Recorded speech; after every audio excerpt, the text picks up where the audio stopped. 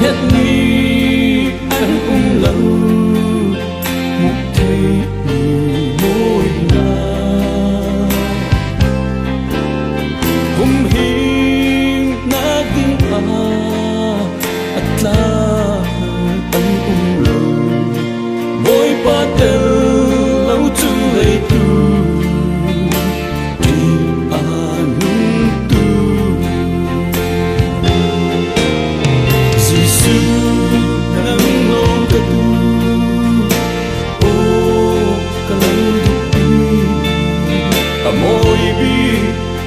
đang dây dỗ na kinh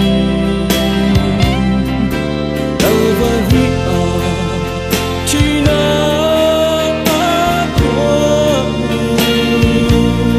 chỉ na nghe thu san sông bì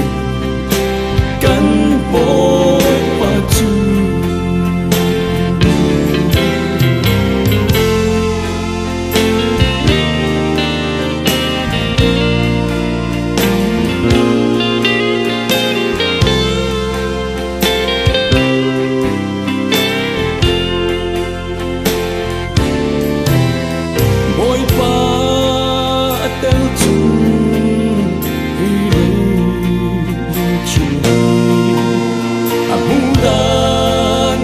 chiêm dần chung riêng kỳ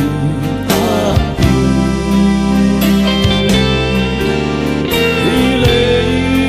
mỗi nát tu chính ta bằng anh tình cũng khoan đầy tiếng anh cũng lâu ôi bà lâu chân Giêsu nắng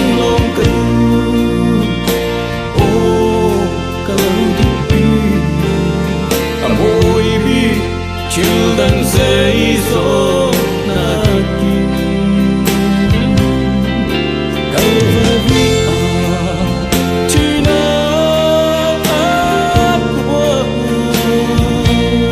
chỉ na nghe thu san dấu bì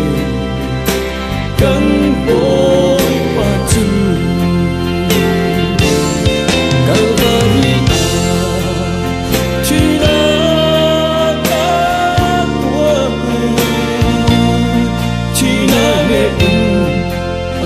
san dấu bì